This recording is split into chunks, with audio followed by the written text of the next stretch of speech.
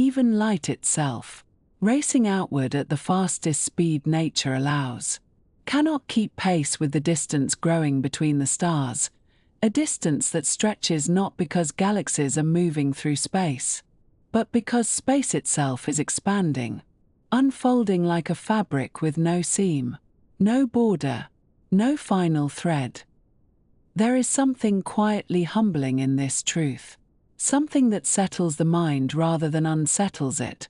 the knowledge that the universe has no wall to reach, no boundary waiting at the end of any journey, only more vastness, more depth, more gentle darkness filled with ancient light. If these slow hours help carry you toward rest, staying close to the channel means more nights like this one, more stillness when you need it. And so, with the impossible edge dissolving somewhere beyond all horizons, the story can begin here.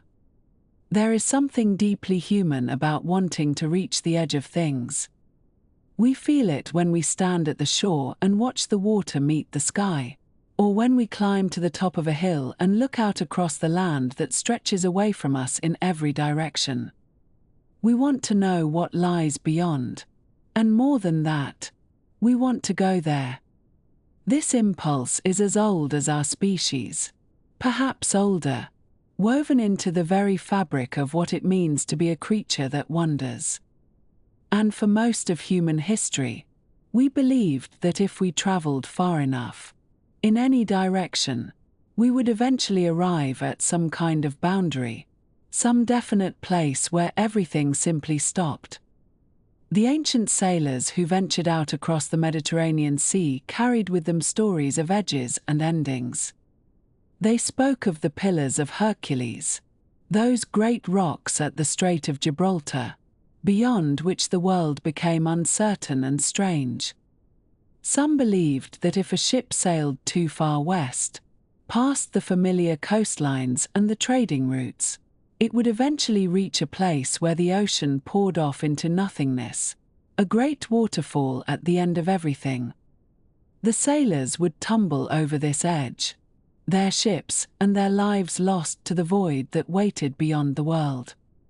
This was not ignorance in the way we sometimes imagine it, but rather a reasonable conclusion drawn from limited experience. After all, everything else in daily life had edges. A field ended at a fence, a forest gave way to a meadow, a river reached the sea.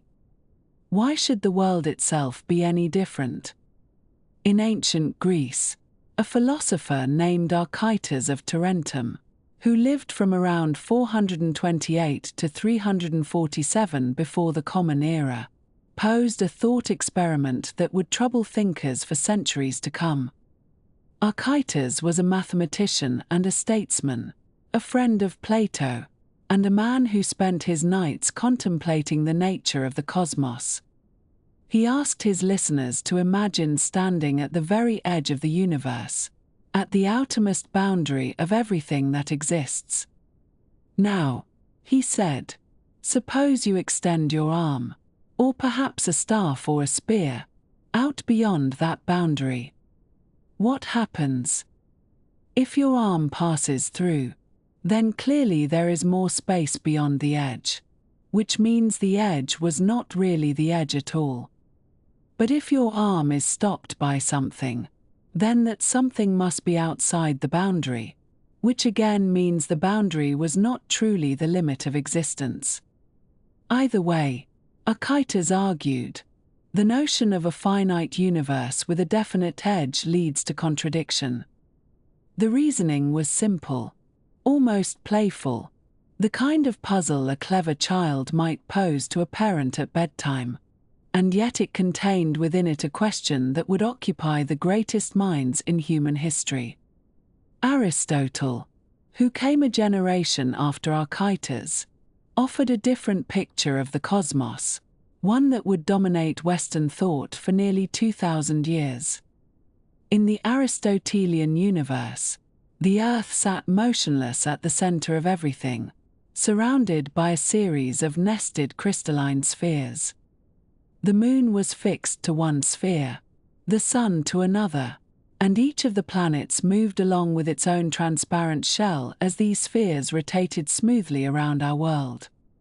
Beyond the sphere of Saturn, the outermost planet known to the ancients, lay the sphere of the fixed stars, all those points of light that wheeled together across the night sky in unchanging patterns. And beyond that, at the very edge of creation, was the primum mobile, the first mover, the outermost sphere whose rotation drove all the others. Past this, Aristotle said, there was nothing at all, not empty space, not darkness, not void, but simply nothing. The universe ended, and asking what lay beyond was a meaningless question, like asking what is north of the North Pole. This model was elegant and reassuring. It placed humanity at the center of a cosmos that was vast but comprehensible, bounded but complete. The crystalline spheres sang as they turned, producing what later thinkers would call the music of the spheres, a harmony too perfect for human ears to hear. And the edge of everything was close enough, in astronomical terms, that a thoughtful person could almost imagine reaching it. The stars were not impossibly far away. They were simply lights attached to the next sphere out, fixed in their positions, eternal and unchanging. The universe was like a great jeweled clock, and we lived at its heart. But not everyone accepted this tidy picture. In the year 1600, in the city of Rome, a former Dominican friar named Giordano Bruno was burned at the stake for a great many heresies, among them his insistence that the universe was infinite and that countless worlds like our own circled countless suns scattered throughout endless space. Bruno had read the works of Copernicus, who had suggested that the Earth moved around the Sun rather than the other way around, and he had taken this idea to its logical extreme. If the Sun was just another star, Bruno reasoned, then why should the other stars not also have planets? And if there were planets around other stars, why should they not harbor life? The universe Bruno imagined had no edge, no center, no special place for humanity. It went on forever in all directions, populated by an infinity of worlds we would never see. The Church found this vision intolerable, and Bruno died for it, though history would eventually prove him more right than wrong. For more than 2 centuries after Bruno's death, the true distances to the stars remained unknown. Astronomers suspected they were very far away, far more distant than the planets, but no one had managed to measure exactly how far. The difficulty was that stars showed no parallax, or at least no parallax that existing instruments could detect. Parallax is the apparent shift in position of a nearby object when viewed from 2 different locations, and it is something we experience every day. If you hold your thumb up at arm's length and look at it first with one eye, then with the other, your thumb appears to jump back and forth against the background. The closer the object, the larger the jump. Astronomers hoped to see this effect with stars, measuring their positions in January when the Earth was on one side of its orbit, then again in July when the Earth had moved to the opposite side. But even with a baseline of nearly 300 million kilometers, the diameter of Earth's orbit around the Sun, no shift could be measured for any star. This meant either that the Earth was not moving, which would vindicate Aristotle, or that the stars were so impossibly far away that their parallax was too small to measure. The breakthrough came in 1838, when a German astronomer named Friedrich Bessel finally succeeded in measuring the parallax of a star called 61 Cygni. This star, visible in the constellation of the Swan, was not particularly bright, but it had one important property: It moved noticeably against the background of more distant stars over the course of years, suggesting it might be relatively close to us. Bessel used a heliometer, a specialized telescope designed for precise measurement of small angles, and he observed 61 Cygni night after night, month after month, tracking its position with painstaking care. Eventually, he detected a tiny shift, an apparent wobble of about 1/3 of an arcsecond, caused by the changing perspective as Earth moved around the Sun. From this measurement,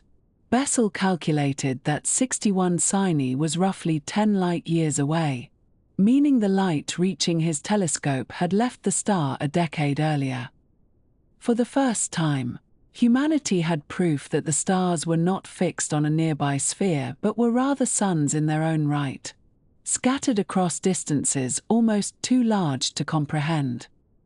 The crystalline spheres of Aristotle shattered at last, and the universe opened up into something far stranger and more vast than anyone had imagined. But even this expansion of the known cosmos did not reveal its true scale. Throughout the 19th century and into the early 20th, astronomers debated the nature of certain fuzzy patches of light visible through their telescopes. Some of these objects, called nebulae from the Latin word for cloud, were clearly clouds of gas and dust within our own galaxy.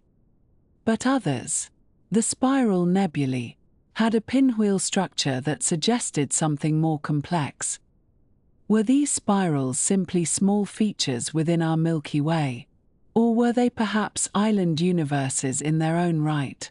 entire galaxies as large as our own, lying at immense distances beyond the stars we could see?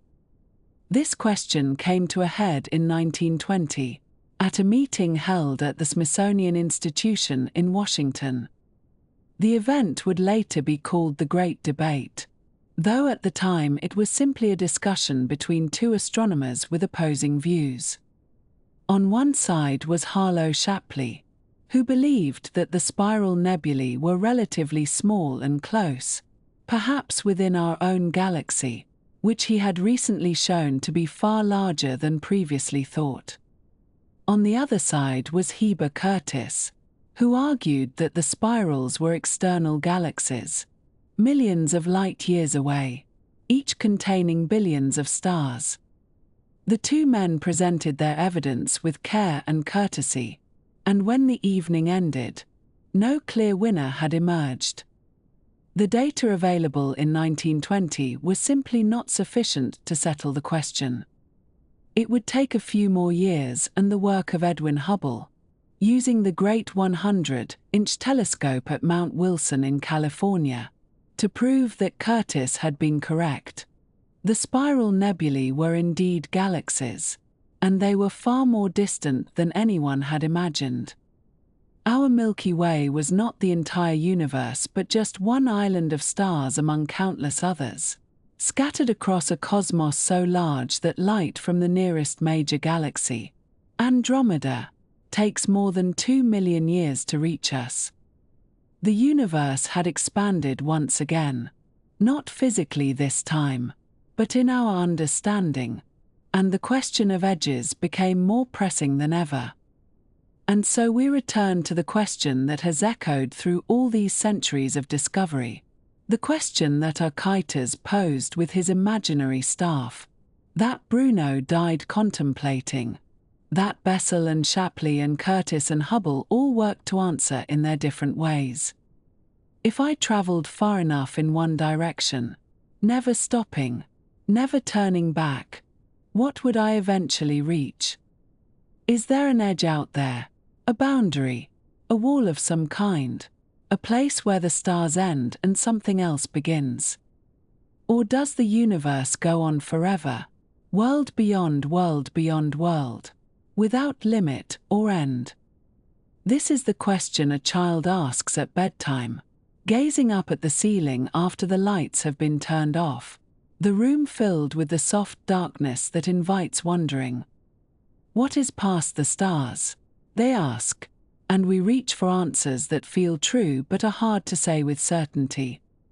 We tell them the universe is very big, which is true, and that there is always more to see, which is also true. But the full answer is stranger and more wonderful than any simple statement can convey, and it takes time to explain, and patience to understand. So we settle in, and we speak slowly, and we begin to describe what we know about the shape of space itself, and why the question of edges may not have the kind of answer we expect.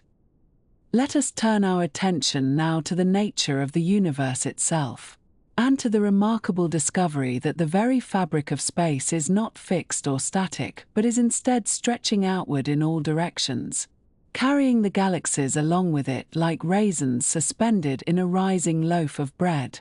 each one drifting farther from its neighbors not because the raisins themselves are moving through the dough, but because there is simply more dough appearing between them as the loaf expands. And this discovery, which transformed our understanding of the cosmos in the early 20th century, emerged gradually from the patient work of several astronomers and physicists whose contributions built upon one another in ways that were not always recognized at the time. The story begins not with the famous name you might expect, but rather with a quiet and meticulous astronomer named Vesto Slipher, who worked at the Lowell Observatory in Flagstaff, Arizona, perched on a mesa surrounded by ponderosa pines where the air was thin and clear and the seeing conditions were often quite good for the careful photographic work that Slipher preferred. And between the years of 1912 and 1917, he undertook a systematic study of what were then called spiral nebulae, those faint smudges of light whose true nature was still a matter of considerable debate among astronomers of that era. Slipher was particularly interested in measuring the spectra of these nebulae, which is to say the precise wavelengths of light they emitted, because by examining the spectrum of a luminous object one can determine a great deal about its composition and its motion. And what Slipher found when he trained his spectrograph on the Andromeda Nebula and many others like it was something quite unexpected. For nearly all of these spiral nebulae showed what astronomers call a redshift in their spectral lines, meaning that the characteristic fingerprints of elements like hydrogen and calcium appeared at slightly longer wavelengths than they would in a laboratory on Earth, shifted toward the red end of the spectrum. Now this redshift could be explained by the Doppler effect, the same phenomenon that causes the pitch of an ambulance siren to drop as it speeds away from you. Because when a source of waves is moving away from an observer, the waves get stretched out and their frequency decreases. And for light, this stretching manifests as a shift toward redder wavelengths. So Slipher's measurements suggested that these spiral nebulae were receding from us at considerable velocities, some of them hundreds of kilometers per second, and he presented these findings at astronomical meetings where they were received with interest, though their full significance was not yet appreciated. Meanwhile, across the Atlantic in Belgium, a most unusual figure was contemplating the mathematical structure of the universe itself. And this was Georges Lemaitre, a Catholic priest who had also trained as a physicist and mathematician, a man of quiet demeanor and deep faith who saw no contradiction between his religious vocation and his scientific pursuits, and who possessed an exceptional talent for working with the equations of general relativity that Albert Einstein had published in 1915. Those beautiful and rather intimidating equations that described gravity not as a force pulling objects toward one another, but as the curvature of space-time caused by the presence of mass and energy. Lemaitre studied at Cambridge and at the Massachusetts Institute of Technology, and he visited various observatories including Lowell where he learned of Slipher's redshift measurements. And when he returned to Belgium and took up a position at the Catholic University of Louvain, he set about solving Einstein's field equations in a way that would describe the universe as a whole. And what he found, which he published in an obscure Belgian journal in 1927, was that the equations naturally permitted a solution in which the universe was not static but expanding, with the space between galaxies stretching over time so that distant objects would appear to recede from us. And moreover, he showed that the recession velocity should be proportional to the distance, so that a galaxy twice as far away would be receding twice as fast. This was a profound theoretical prediction, and Lemaitre even calculated a rough value for the rate of expansion using the best distance estimates available to him at the time. But his paper was published in French in a journal that few astronomers outside Belgium were likely to read, and so his work remained largely unknown to the English-speaking astronomical community for several years, a circumstance that Lemaitre himself accepted with characteristic humility and without apparent bitterness. 2 years later, in 1929, the American astronomer Edwin Hubble published his own paper announcing essentially the same relationship, which came to bear his name and is still known today as Hubble's law, though some astronomers now prefer to call it the Hubble-Lemaitre law in recognition of the Belgian priest's priority. And Hubble's paper was based on observations he had made using the great 100-inch Hooker telescope at Mount Wilson Observatory, which perched on a mountain above Pasadena in Southern California and was at that time the largest telescope in the world. A magnificent instrument with a mirror more than 2.5 meters across that gathered light with unprecedented sensitivity. Hubble had been working for several years to determine the distances to the spiral nebulae, which he had shown conclusively were not clouds of gas within our own Milky Way but rather separate galaxies in their own right, vast islands of stars lying at immense distances from us. And he did this by identifying a particular type of star called a Cepheid variable in some of the nearer galaxies, these being stars whose brightness oscillates in a regular pattern with a period that is related to their intrinsic luminosity, so that by measuring how long the cycle takes one can determine how bright the star truly is, and then by comparing this to how bright it appears one can calculate how far away it must be. Working alongside Hubble at Mount Wilson was Milton Humason, who had begun his career as a mule driver hauling supplies up the mountain when the observatory was being built, and who had gradually worked his way from janitor to night assistant to full astronomer through sheer dedication and an exceptional talent for the delicate work of astronomical photography. For in those days before electronic detectors, astronomers recorded their images on glass plates coated with light-sensitive emulsion, and obtaining a good spectrum of a faint galaxy required exposing the same plate for many hours over several nights, guiding the telescope with painstaking precision to keep the tiny smudge of light centered on the narrow slit of the spectrograph. Humason became extraordinarily skilled at this demanding work,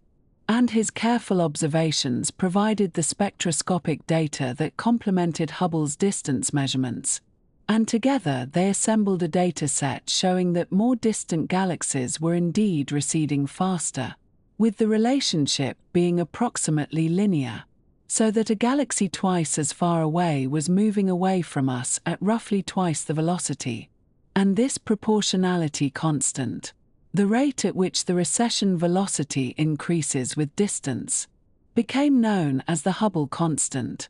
a quantity whose precise value has been a matter of ongoing investigation and occasional controversy ever since.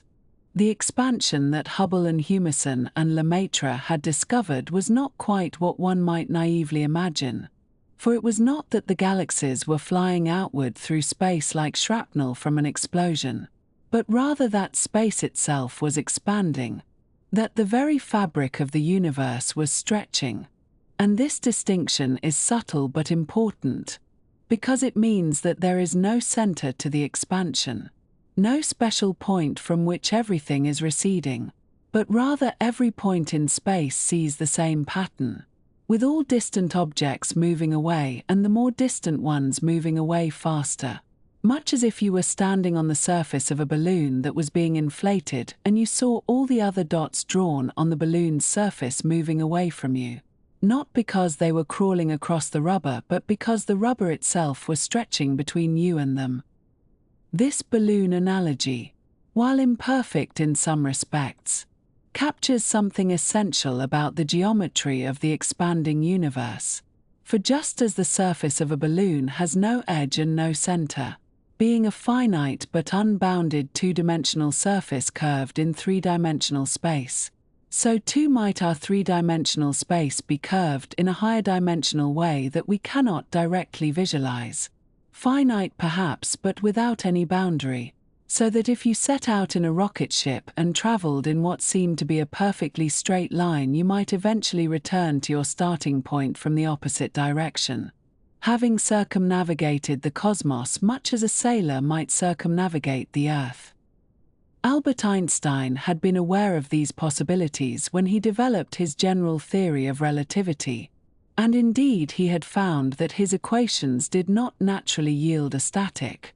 unchanging universe, which troubled him because at that time there was no observational evidence that the universe was anything other than static and eternal, and so he had introduced an additional term into his equations, a cosmological constant that acted as a kind of repulsive force to counterbalance the attractive force of gravity and hold the universe in a delicate equilibrium, neither expanding nor contracting, a move that he later came to regret. In 1931, Einstein visited Mount Wilson Observatory, where Hubble and Humason showed him their observations and explained the evidence for the expanding universe, and Einstein, to his great credit as a scientist, accepted that the data contradicted his earlier assumptions and acknowledged that the cosmological constant had been his greatest blunder, a mistake born of theoretical prejudice rather than observational evidence. Though in one of those curious ironies of scientific history, the cosmological constant has returned in modern cosmology in a different guise, as a possible explanation for the mysterious dark energy that seems to be accelerating the expansion of the universe today. The rate of this expansion, encoded in the Hubble constant, tells us how fast the universe is stretching, and it is typically expressed in units that may seem rather peculiar at first: kilometers per second per megaparsec, which is to say the number of kilometers per second that the recession velocity increases for every megaparsec of additional distance, where a megaparsec is about 3.26 million light-years, and Hubble's original estimate of this constant was far too high, around 500 kilometers per second per megaparsec, because his distance measurements were affected by systematic errors that would only be corrected over the following decades. Modern measurements have brought the value down considerably and refined it substantially, but there remains a curious and somewhat troubling discrepancy between different methods of measuring it. For when astronomers use observations of the cosmic microwave background radiation as interpreted through the standard cosmological model, they obtain a value of approximately 67 kilometers per second per megaparsec. Whereas when they use more direct local measurements such as Cepheid variables and Type Ia supernovae, they obtain a value closer to 73 km per second per megaparsec. And this difference of about 8 or 9% is too large to be explained by the known measurement uncertainties, suggesting either that there is some subtle systematic error that has not yet been identified, or that there is some new physics beyond our current models that affects the expansion rate in ways we do not yet understand. This tension, as cosmologists call it, remains one of the most intriguing open questions in observational cosmology, and its resolution may eventually require revisions to our understanding of dark energy or the early universe, or perhaps something entirely unexpected. But for now it serves as a reminder that even our most fundamental measurements of the cosmos retain some uncertainty, some gentle imprecision at the margins. What Hubble and Lemaitre and Slipher and Humason discovered, working with their photographic plates and spectrographs and mathematical equations in the early decades of the 20th century, was that we live in a universe that is not fixed and eternal but dynamic and evolving. A universe that has a history, that was once much smaller and denser and hotter than it is today, and that is continuing to expand even now, carrying the galaxies apart from one another on the stretching fabric of space itself. And this expansion, as we shall see, has profound implications for any journey we might imagine taking toward the edge of the universe. For how can one reach the edge of something that has no edge? And how can one catch up to something that is receding faster than one can travel? In the year 1905, a young patent clerk working in Bern, Switzerland, published a paper that would quietly rewrite our understanding of motion, time, and the very fabric of reality itself. Albert Einstein was only 26 years old, and his paper bore the rather unassuming title On the Electrodynamics of Moving Bodies, which sounds very much like the sort of thing you might find gathering dust in a forgotten corner of a university library. And yet within those pages lay an idea so profound, so elegantly simple, that physicists are still working through its implications more than a century later. The idea was this: that the speed of light in a vacuum is constant, always and everywhere the same, regardless of how fast you yourself might be moving when you measure it. This speed, which we now know with extraordinary precision to be 299,792,458 meters per second, is not merely very fast. It is the fastest that anything carrying information or matter can ever travel through space. It is, in a manner of speaking, the universe's own speed limit, posted not on any sign but woven into the mathematics of existence itself. Now, this conclusion did not emerge from nowhere, as scientific discoveries so rarely do, and to understand why Einstein proposed something so counterintuitive, we must travel back a few decades to a basement laboratory in Cleveland, Ohio, where two American scientists were attempting to detect something they were quite certain existed. In 1887, Albert Michelson and Edward Morley set out to measure the luminiferous ether, which was the name given to a hypothetical substance that physicists of that era believed must permeate all of space. The reasoning seemed quite sound at the time, for if light was a wave, as experiments had convincingly shown, then surely it must be waving through something, just as ocean waves move through water and sound waves move through air. The ether was imagined as an invisible, weightless, perfectly transparent medium filling the cosmos, and Michelson and Morley devised an extraordinarily sensitive instrument called an interferometer to detect Earth's motion through this cosmic sea. Their experiment was beautifully simple in conception. As Earth orbits the Sun at approximately 30 kilometers per second, it should be plowing through the ether like a boat through still water. Light beams sent in the direction of Earth's motion should therefore travel slightly slower relative to our instruments, having to fight against the ether wind, while light beams sent perpendicular to our motion should travel at a different speed, unaffected by that same wind. By splitting a beam of light, sending the two halves along perpendicular paths, and then recombining them, Michelson and Morley expected to see an interference pattern, a telltale sign of the different speeds. They performed the experiment with meticulous care, floating their apparatus on a pool of mercury to eliminate vibrations, conducting measurements at different times of day and different seasons of the year. And they found nothing at all. The speed of light was precisely the same in every direction, regardless of how Earth was moving. This null result, as it came to be known, was deeply puzzling, and it hung over physics like an unresolved chord for nearly 2 decades until Einstein offered his radical resolution. that there was no ether, that light needed no medium, and that its speed was simply a fundamental constant of nature, the same for all observers everywhere. What makes this speed limit so peculiar, and so unlike the speed limits posted along highways, is that it does not merely say you will be fined or penalized for exceeding it. Rather, the very structure of space and time conspires to make exceeding it impossible. As you travel faster and faster, approaching that limit of nearly 300 million meters per second, something very strange begins to happen to time itself. From your perspective aboard your speeding vessel,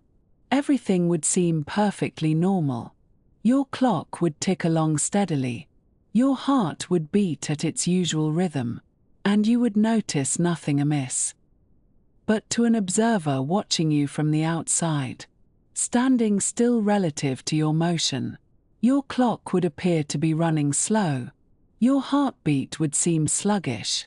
and every process aboard your ship would appear to be happening in a kind of languid slow motion.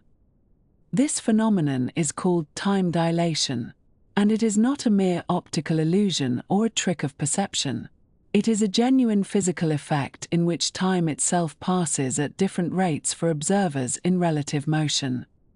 For many years, this prediction remained in the realm of the theoretical, something that could be derived mathematically from Einstein's equations but not directly tested with the technology available. Then, in 1971,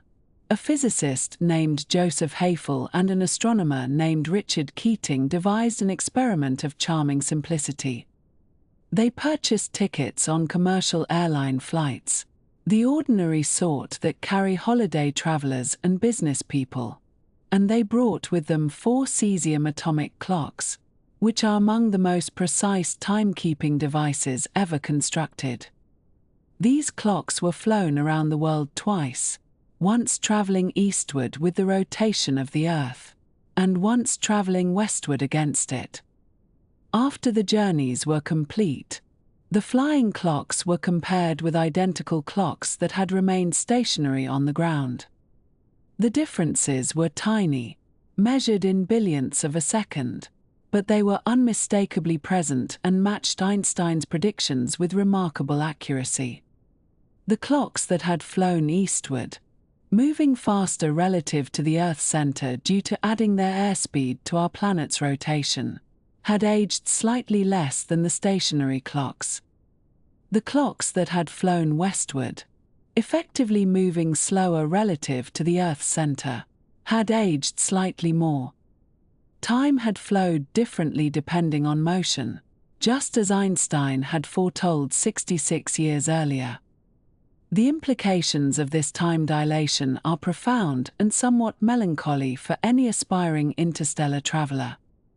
As you accelerate toward the speed of light, time slows down for you more and more dramatically. At 90% of light speed, time passes at roughly 44% of its normal rate. At 99%, it slows to about 14%. And at 99.9%, time aboard your ship would crawl along at just 4% of the rate experienced by those you left behind. But here is the crucial point. No matter how much energy you expend, no matter how powerful your engines, you can never quite reach that ultimate speed. As you approach it, your effective mass increases, requiring ever more energy to accelerate further, and the mathematics tell us that reaching light speed would require infinite energy, which is to say, it cannot be done. You can get arbitrarily close, so close that the difference becomes vanishingly small, but the barrier remains forever out of reach. Science is a process of careful measurement and honest error, and the history of the cosmic speed limit includes a moment of considerable excitement that turned out to be something rather more mundane. In September of 2011, researchers working on the Opera experiment at the Gran Sasso Laboratory in Italy announced that they had detected neutrinos, those ghostly particles that interact so weakly with matter, traveling faster than light. The measurements seem to show that neutrinos fired from CERN in Switzerland were arriving at the Italian detector about 60 nanoseconds sooner than light would have taken to cover the same distance. This was, if true, a finding that would have overturned more than a century of physics and opened possibilities previously consigned to science fiction. The physics community responded with appropriate caution, neither dismissing the result nor accepting it uncritically, but rather urging further investigation and independent verification. Over the following months, the opera team discovered that their extraordinary measurement had a rather ordinary explanation. A fiber optic cable connecting a GPS receiver to a computer had not been properly screwed in, introducing a timing error that accounted for the anomalous result. The speed limit remained intact, and the episode served as a useful reminder that even the most careful experiments can be undone by loose connections. And now we must come to what is perhaps the most curious aspect of this cosmic speed limit, which is that while nothing can travel through space faster than light, space itself is under no such obligation. The fabric of the cosmos, if we may use such a metaphor, can stretch and expand at any rate whatsoever, and it has been doing so since the very beginning of time. When we observe distant galaxies, we find that nearly all of them are moving away from us, and the farther away they are, the faster they recede. This is not because those galaxies are racing through space like cars on a highway, but rather because the space between us and them is expanding, carrying them along like raisins in a rising loaf of bread. For galaxies sufficiently far away, this expansion means they are receding from us faster than light, and yet no law of physics is being violated, because the galaxies themselves are not moving through space at superluminal velocities. Space itself is simply growing. This distinction requires us to be rather careful about what we mean when we discuss cosmic distances, for there are several different ways to measure how far away a distant object lies, and they give different answers. The comoving distance to a galaxy is a measure that factors out the expansion of space, telling us, in a sense, how far away the galaxy would be if we could freeze the universe at this instant and lay a ruler across the void. The proper distance, by contrast, is the distance that light has actually traveled to reach us, which may be considerably less because the universe was smaller when that light set out on its journey. When we observe the cosmic microwave background radiation, that ancient afterglow of the hot, dense plasma that filled the early universe, we are seeing light that has been traveling for approximately 13.8 billion years. And yet the matter that emitted that light, the primordial plasma from which the first atoms eventually formed, is now located approximately 46 billion light-years away. This seems impossible at first glance, for how can something be 46 billion light-years away when the universe is only 13.8 billion years old? The answer lies in that endless expansion, for while the light was making its patient journey toward us, the space it had to cross kept getting larger, and the source of that light kept getting farther away. This means that the observable universe, the sphere from which light has had time to reach us since the beginning, has a radius of roughly 46 billion light-years in terms of comoving distance, giving it a diameter of some 93 billion light-years. Beyond this horizon lie galaxies we cannot see, not because they are dim or obscured, but because their light has not yet had time to arrive, and if they are far enough away, that light will never arrive at all, for the expansion of space will carry them away from us faster than their photons can make progress toward us. The cosmic speed limit remains unbroken, and yet the universe has found a way to place things forever beyond our reach. not by moving them faster than light, but by creating more space between here and there, gently and ceaselessly, moment by moment, from now until the end of time. When you look up at the night sky on a clear evening, perhaps from a quiet hillside or a backyard far from city lights, you are looking into a kind of shell, a vast sphere of visibility that wraps around you in every direction. And this shell, this bubble of everything you could possibly see if you had perfect instruments and unlimited time, is what astronomers call the observable universe, and it extends roughly 46.5 billion light-years in every direction from where you stand, which means the entire diameter of this sphere measures approximately 93 billion light-years across, a number so large that it seems almost meaningless at first, like trying to count every grain of sand on a beach by imagining each one individually. And yet this number is not infinite. It is not boundless. It is simply very, very large. And knowing that it has a measurable size is itself a kind of comfort. A reminder that even the cosmos can be described in patient, careful terms. Now, one of the most important things to understand about this observable universe is that it is not the same for everyone.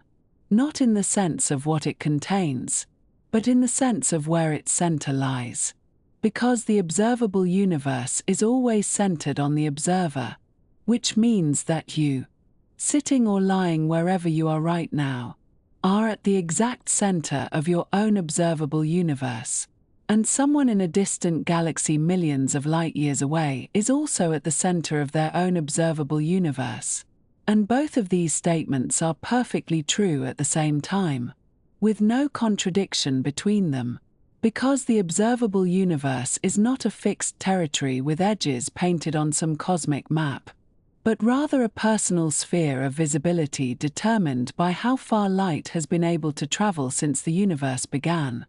And since light travels at the same speed everywhere, and since the universe has the same age everywhere, each observer ends up with their own sphere of roughly the same size, overlapping with others in most places but extending in slightly different directions at the farthest edges.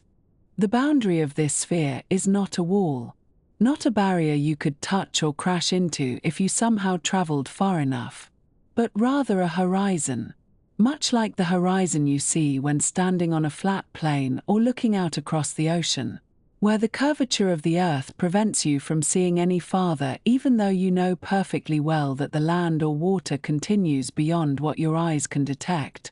And in the same way, the edge of the observable universe is simply the place where light has not yet had enough time to reach us, because the universe is only about 13.8 billion years old.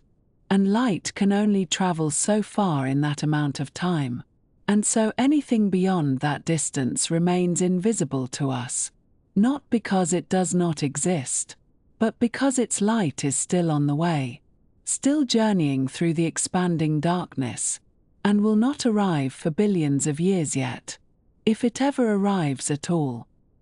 The story of how we discovered the true edge of our observable shell begins, in one sense, with a rather humble and accidental observation made in the early 1960s, when two radio astronomers named Arno Penchers and Robert Wilson were working at Bell Telephone Laboratories in Holmdel, New Jersey, using a large horn-shaped antenna that had originally been built for satellite communication experiments, and they found themselves troubled by a persistent noise in their instruments. A faint hiss that seemed to come from every direction in the sky equally, no matter where they pointed the antenna or what time of day or night they made their observations. And at first they assumed this noise was simply interference, perhaps from nearby cities or from the electronic equipment itself. And they spent a considerable amount of time trying to eliminate every possible source of contamination, including, famously, a pair of pigeons who had taken up residence inside the antenna and had left behind what the astronomers politely described as a white dielectric material, which is to say, pigeon droppings, and Penchers and Wilson carefully cleaned out the antenna and relocated the pigeons, hoping this would solve the problem. But the noise remained, steady and unchanging, coming from everywhere at once. What Penchers and Wilson had stumbled upon, quite without realizing it at first, was the afterglow of the Big Bang itself, the faint remnant of the heat that once filled the entire universe when it was young and hot and dense. And this remnant is called the cosmic microwave background, or sometimes simply the CMB, and it represents the oldest light in the universe, light that has been traveling toward us for nearly the entire age of the cosmos. And when Penchers and Wilson measured its temperature, they found it to be just a few degrees above absolute zero, about 2.7 Kelvin, which is astonishingly cold but also exactly what theoretical physicists had predicted such a remnant should be, given how much the universe has expanded and cooled since its earliest moments. And this discovery earned Penchers and Wilson the Nobel Prize in Physics in 1978. A fitting recognition for an observation that began with annoyance at an unexplained hiss and ended with confirmation of the universe's fiery origin. The cosmic microwave background comes to us from a specific moment in cosmic history, a time approximately 380,000 years after the Big Bang, when the universe had finally cooled enough for atoms to form. And before this moment, the cosmos was so hot that electrons could not stay bound to atomic nuclei. Instead, they flew freely through space, constantly colliding with photons of light and scattering them in random directions, which meant that light could not travel in straight lines for very long. The universe was essentially opaque, like a dense fog that scatters headlight beams. And then, as expansion continued and temperatures dropped below about 3000 Kelvin, the electrons slowed down enough to be captured by hydrogen and helium nuclei, forming the first stable atoms. And suddenly there was nothing left to scatter the light. The universe became transparent almost all at once, and all those photons that had been bouncing around chaotically were suddenly free to stream outward in straight lines, traveling across the cosmos for billions of years until some tiny fraction of them eventually reached our telescopes and our radio antennas and our satellites. And we call this moment the surface of last scattering, because it was the last time those photons scattered off anything before beginning their long journey to us. When we observe the cosmic microwave background today, we are looking at this surface of last scattering, this moment of cosmic transparency frozen in light, and it forms a kind of shell around us, the most distant thing we can possibly see,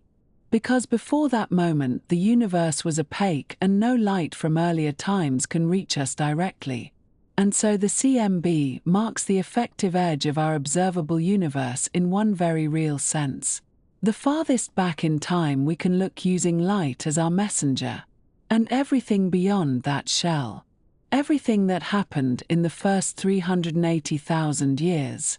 is hidden from our optical and radio telescopes, visible only indirectly through its gravitational effects or through the relative abundances of light elements forged in the first few minutes. In 1989, NASA launched a satellite called the Cosmic Background Explorer, usually abbreviated as COBE.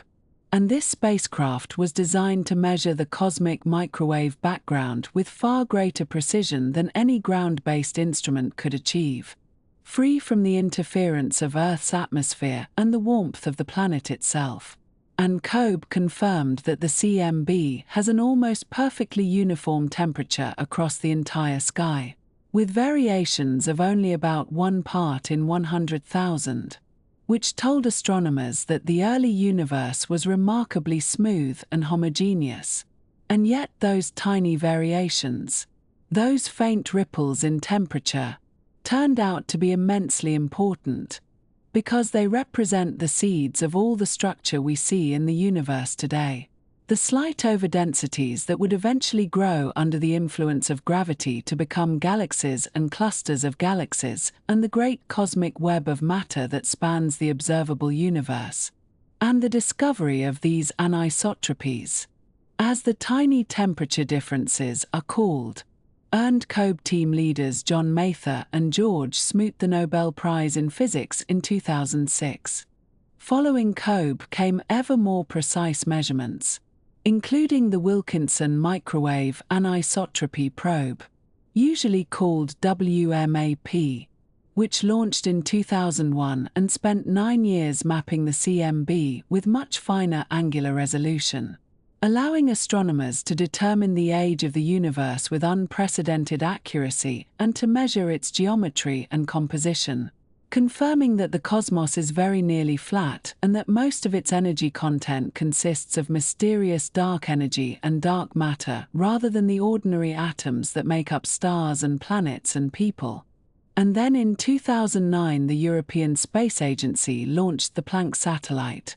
which refined these measurements even further, producing the most detailed map of the cosmic microwave background ever made, with temperature variations mapped down to a resolution of about 5 arc-minutes, which is roughly 1/6 the apparent diameter of the full moon. And these maps have become one of the most important tools in modern cosmology, telling us not only about the early universe but about its ultimate fate.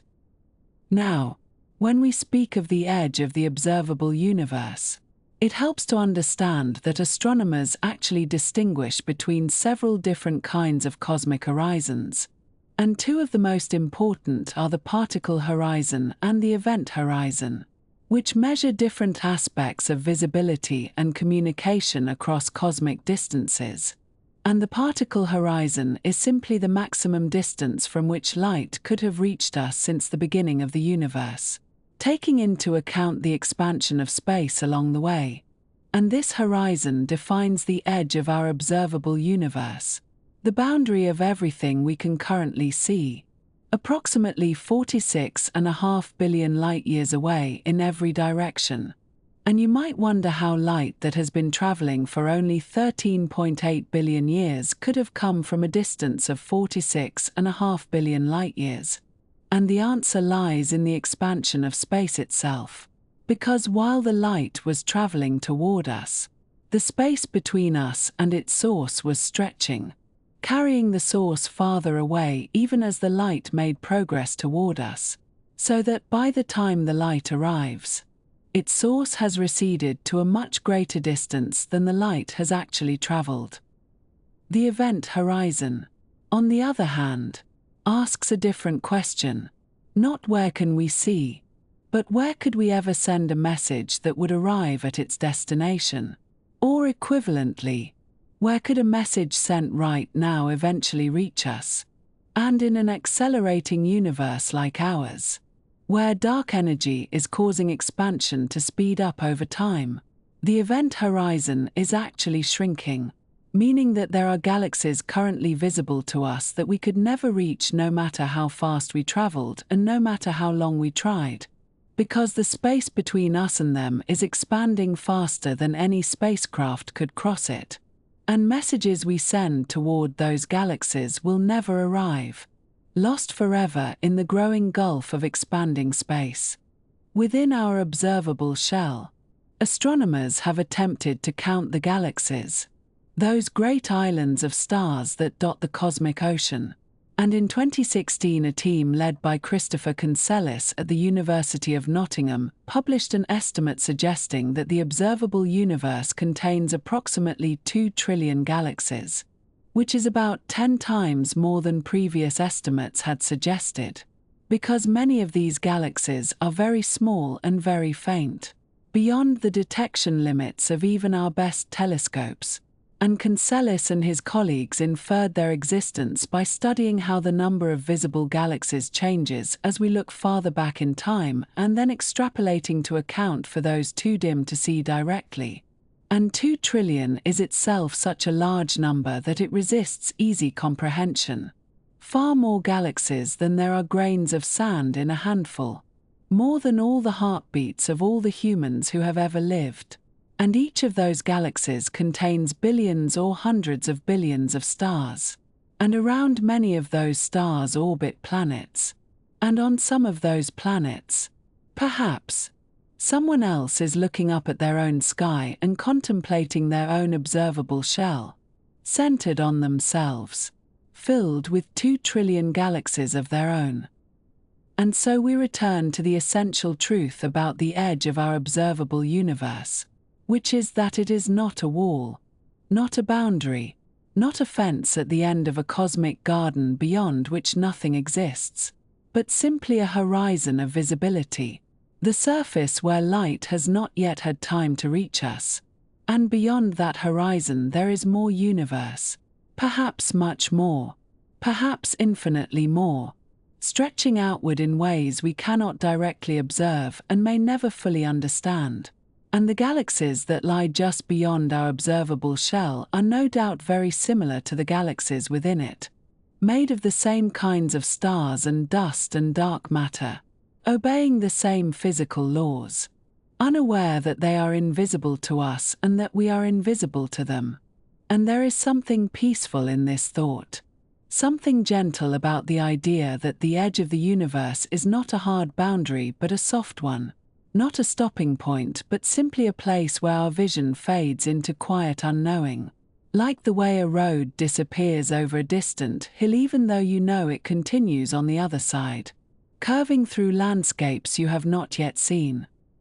And so we turn our attention now to what lies beyond, to the regions of space that light has not yet had time to reveal to us, and perhaps never will. The observable universe, as we have come to understand it, is bounded not by any wall or barrier but simply by the finite speed of light and the finite age of cosmos. And this means that our view, however vast it may seem, represents only a portion of what exists.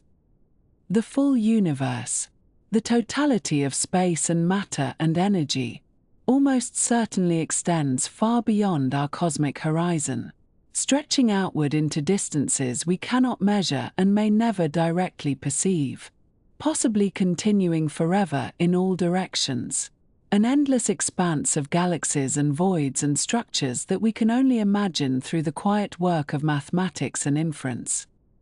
When astronomers speak of the observable universe, they are describing a sphere centered on Earth with a radius of roughly 46 billion light-years, containing all the light that has had sufficient time to reach us since the beginning of cosmic expansion. But this sphere is not the universe itself, only our window into it, shaped entirely by our particular location in space and the elapsed time since the initial expansion began. An observer stationed in a distant galaxy billions of light-years from here would have their own observable sphere, overlapping with ours in some regions and extending into territories we cannot see, and their view would be no more or less complete than our own, merely different, centered on a different point in an apparently boundless expanse. The question of whether this expanse is truly infinite or merely extraordinarily large remains one of the most profound uncertainties in cosmology, and scientists have approached it with careful attention to the subtle clues encoded in the cosmic microwave background radiation, that ancient light released when the universe first became transparent to radiation some 380,000 years after the initial expansion. In the year 2003, the mathematician and astrophysicist Jean-Pierre Luminet and his colleagues proposed a remarkable hypothesis suggesting that the universe might possess a finite but unbounded topology, shaped somewhat like a three-dimensional donut, which mathematicians call a torus. In such a universe, space would wrap back upon itself in complicated ways, and light traveling far enough in certain directions would eventually return to its starting point, much as a traveler on the surface of the Earth can walk in a straight line and eventually arrive back where they began. Luminet's team tested this toroidal model against data from the Wilkinson microwave anisotropy probe. known as WMAP, searching for particular patterns in the cosmic microwave background that would indicate such a wrapped topology. Specifically, they looked for matching circles in the microwave sky, regions where the background radiation would display identical patterns if our cosmic horizon intersected the same region of space viewed from different directions. The results were inconclusive, neither confirming nor definitively ruling out the possibility, and subsequent analyses with more refined data have generally failed to find compelling evidence for such exotic topologies, though the idea remains mathematically intriguing and cannot be entirely dismissed. The universe may yet prove to be finite but cleverly folded, a cosmic origami that we lack the observational reach to fully unfold. Or it may simply extend outward without limit, each region looking much like every other, galaxies and voids repeating in endless variation across distances that dwarf even our considerable observable sphere. There have been hints, tantalizing and controversial, suggesting that something beyond our cosmic horizon may be exerting an influence on the matter we can observe. In 2008,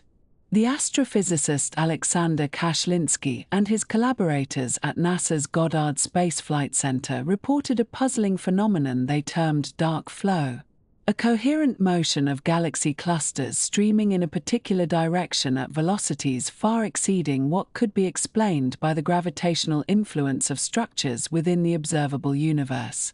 The clusters appeared to be moving toward a region in the sky in the direction of the constellations Centaurus and Hydra, as though drawn by some enormous concentration of matter lying beyond our visible horizon, a great attractor hidden from our instruments by the simple accident of light not having had time to bring us news of its existence. The dark flow observations were made by analyzing subtle distortions in the cosmic microwave background radiation caused by galaxy clusters, using a technique that measures how fast-moving electrons in hot cluster gas scatter and shift the energy of the ancient background photons. Kashlinsky and his team reported this coherent flow persisting across vast distances, suggesting a common cause extending to the very edges of our observable volume. However, subsequent studies using different datasets and analytical methods have yielded conflicting results, with some researchers finding no significant evidence for such a flow and others suggesting the original signal may have been a statistical artifact or the result of systematic errors in the data processing. The dark flow hypothesis remains controversial within the astronomical community, neither fully accepted nor entirely abandoned, a reminder of how difficult it is to draw firm conclusions about regions we cannot directly observe. Another curious feature in the cosmic microwave background that has attracted speculation about influences from beyond our observable universe is the cold spot,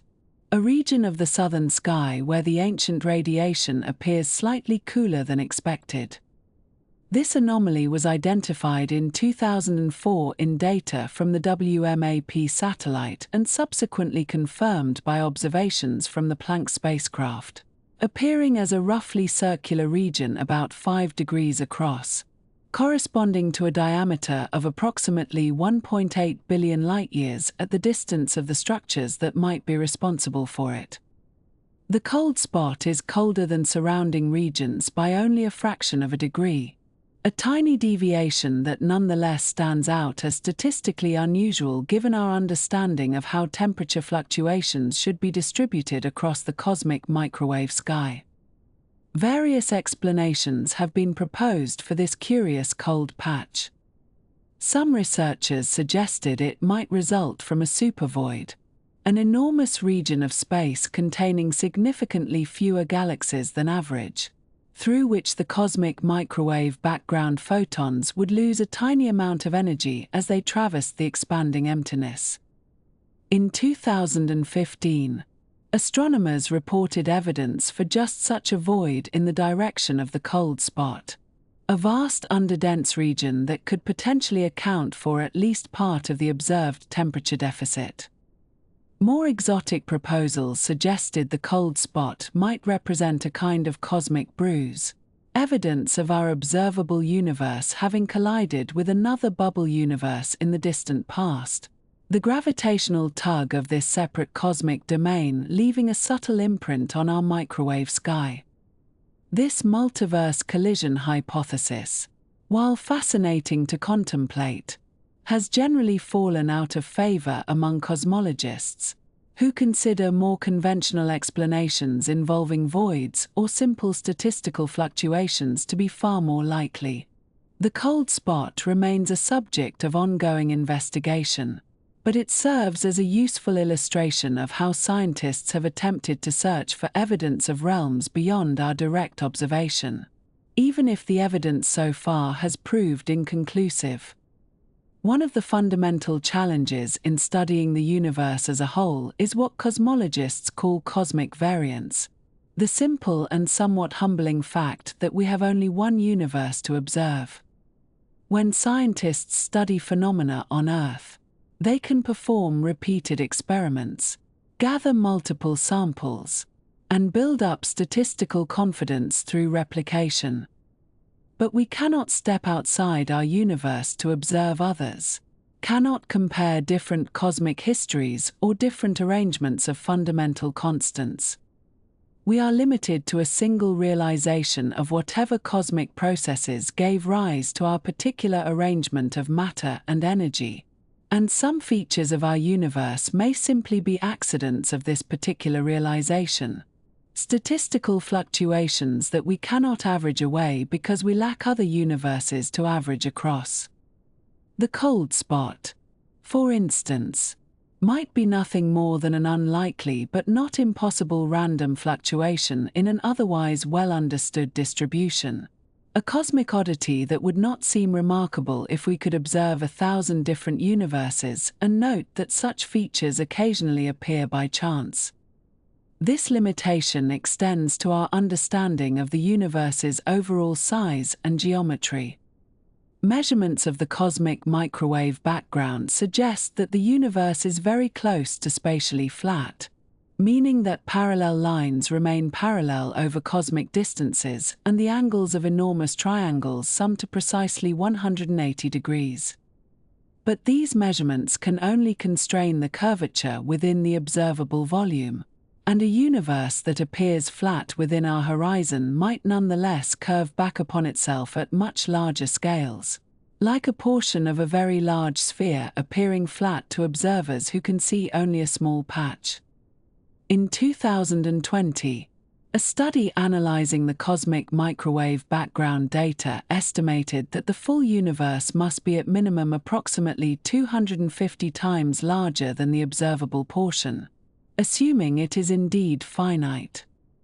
This lower bound arises from the fact that we do not observe the particular patterns in the microwave background that would indicate we are seeing the same regions of space from different directions, which would occur if the universe were small enough for light to have wrapped around it multiple times.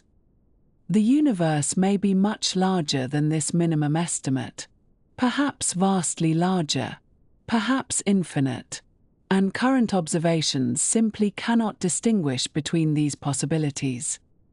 The idea that our observable universe represents merely a tiny bubble within a far grander cosmic structure receives theoretical support from the framework of eternal inflation, developed most thoroughly by the physicist André Linde beginning in 1983. In this picture, the rapid exponential expansion that occurred in the first fraction of a second after the universe began did not occur uniformly everywhere, but rather proceeded in a patchy fashion, with different regions inflating at different rates and at different times. Most of space continues inflating forever, stretching outward at fantastic speeds, while occasionally small regions stop inflating and settle down into the more sedate expansion we observe today, each such region becoming a separate bubble universe with its own particular properties. In eternal inflation, New bubble universes are constantly forming throughout an ever-expanding background, like bubbles appearing in an infinite pot of boiling water, and our observable universe would be merely the interior of one such bubble, surrounded by inflating space that we can never reach or observe. Other bubbles would contain their own galaxies and their own observers, potentially with different physical constants or different numbers of spatial dimensions, separated from us by regions of space expanding so rapidly that no signal could ever travel between them. The multiverse predicted by eternal inflation is not merely large but genuinely infinite, an endless fractal of bubble universes sprouting eternally, each one vast beyond comprehension and yet constituting an infinitesimal fraction of the whole. This theoretical framework, while speculative and difficult to test directly, follows naturally from well-supported physics and provides a context for understanding why our particular universe has the properties it does. If countless bubble universes exist with varying properties, then observers like ourselves will necessarily find ourselves in bubbles where the conditions permit the formation of galaxies, stars, planets, and beings capable of asking questions about cosmology. Bubbles with very different properties might be far more common but would contain no one to observe them, a line of reasoning known as anthropic selection that some find illuminating and others find uncomfortably close to giving up on deeper explanation. Throughout all these considerations, scientists often invoke the Copernican principle, the assumption that we do not occupy a special or privileged location in the universe. When Nicolaus Copernicus argued in the 16th century that the Earth was not the center of the cosmos but merely one planet among several orbiting the Sun, he initiated a shift in perspective that has been extended and generalized over the subsequent centuries. The Sun proved to be one ordinary star among billions in our galaxy, and our galaxy proved to be one ordinary galaxy among billions in the observable universe. And the Copernican principle suggests we should expect this pattern to continue, that our observable universe is one ordinary region among countless others, typical rather than exceptional, governed by the same physical laws and displaying the same general characteristics as regions we cannot see. If the Copernican principle holds, then the unobservable universe beyond our horizon should look much like the observable universe within it, filled with galaxies and clusters and voids distributed in statistically similar ways, the cosmic web extending outward without privileging any particular location. And so we come now to consider the shape of everything, which is a phrase that sounds rather grand but which cosmologists approach with the same patient methodology they would bring to measuring the curvature of a soap bubble or the geometry of a stretched membrane. Because the universe, for all its incomprehensible vastness, must have some shape, some underlying geometric character that determines how parallel lines behave over enormous distances, how triangles sum their angles when drawn across billions of light years, and whether the whole of existence curves back upon itself or extends outward without limit in every direction. And these are questions that can be answered, or at least constrained, by careful observation and the application of mathematical frameworks that were first developed in the quiet of study rooms by people who could not have imagined the instruments that would one day test their predictions against the actual fabric of the cosmos. When we speak of the geometry of the universe, we are speaking of something quite specific, which is the way that space itself is curved or not curved on the largest possible scales. And there are, as it turns out, only three fundamental possibilities permitted by the mathematics of general relativity, three ways that a homogeneous and isotropic universe can be shaped, and we might take our time considering each of them in turn, beginning with the case of positive curvature, which is perhaps the easiest to visualize if we allow ourselves to think by analogy with surfaces we can hold in our hands or at least picture clearly in our minds. For a universe with positive curvature is rather like the surface of a sphere, not in the sense that it is literally a sphere floating in some higher space, but in the sense that its geometry shares certain properties with spherical surfaces, such that if you were to draw a triangle upon it using the straightest possible lines, which we call geodesics, the angles of that triangle would add up to more than 180 degrees. And if you were to set off in any direction and travel in what felt like a perfectly straight line, never turning left or right, you would eventually return to your starting point from the opposite direction, having circumnavigated the entirety of existence without ever encountering an edge or a boundary. And this kind of universe would be finite in volume, containing only so many cubic light-years of space. And yet it would have no border, no wall, no place where space stops and something else begins, which is a curious and rather beautiful property that allows for finitude without edges. The second possibility is negative curvature, which is somewhat harder to picture because we do not encounter many examples of it in daily life, but mathematicians describe it by analogy with a saddle shape, or the inner surface of a trumpet bell, or perhaps the frilly edge of certain lettuce leaves, where the surface curves in opposite directions at any given point, creating a geometry in which triangles have angles that sum to less than 180 degrees, and in which parallel lines,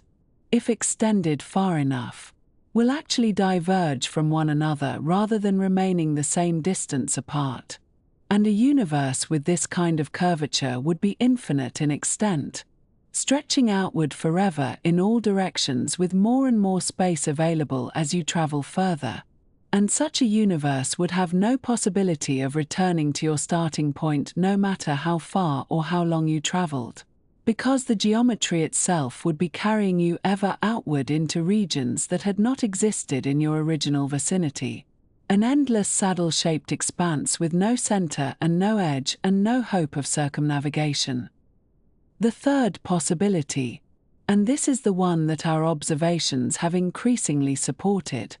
is that the universe is flat, or very nearly so, which does not mean flat like a tabletop in the sense of being two-dimensional, but rather flat in the geometric sense, meaning that the rules of Euclidean geometry that we learned in school actually apply on the largest scales, so that parallel lines remain parallel forever. Triangles have angles summing to exactly 180 degrees, and space does not curve back upon itself or spread outward in that saddle-shaped manner, but simply extends in a straightforward way that matches our intuitions about how geometry ought to work. And a flat universe, if it is also infinite, goes on forever in all directions without repetition or return, so that there is always more space ahead of you no matter how far you have come. And the notion of an edge becomes meaningless because infinity has no boundary, no place where it stops, no final room at the end of an endless corridor. The mathematical framework that allows cosmologists to determine which of these geometries applies to our universe was developed in 1922 by a Russian physicist and mathematician named Alexander Friedmann, who took Einstein's field equations of general relativity and applied them to the universe as a whole, treating the cosmos as a fluid of matter and energy whose density and pressure determine how space curves, and the equations he derived, which we now call the Friedmann equations, describe how the expansion rate of the universe relates to its total energy density, and crucially, they show that there is a special value called the critical density, and if the actual density of the universe equals this critical value exactly, then the geometry is flat, while if the density exceeds the critical value, the universe has positive curvature and will eventually stop expanding and collapse, and if the density is less than the critical value, the universe has negative curvature and will expand forever at an ever-increasing rate. And so the question of cosmic geometry becomes a question of cosmic accounting. of adding up all the matter and energy and dark matter and dark energy and comparing the total to this critical density that the Friedmann equations specify. For many decades, cosmologists attempted to perform this accounting using various indirect methods, measuring the masses of galaxies and the expansion rate and the abundance of light elements. But the results were always somewhat uncertain, always leaving room for debate about whether we lived in a closed universe that would one day collapse, or an open universe that would expand forever, or a flat universe balanced precisely on the knife edge between these possibilities. And it was not until the late 1990s that technology advanced to the point where a much more direct measurement became possible, one that would determine the geometry of the universe by measuring the size of features in the cosmic microwave background radiation and checking whether those features appeared the expected angular size for a flat universe or larger than expected for a positively curved universe or smaller than expected for a negatively curved universe. Because light traveling through curved space will be bent in predictable ways that magnify or demagnify distant objects.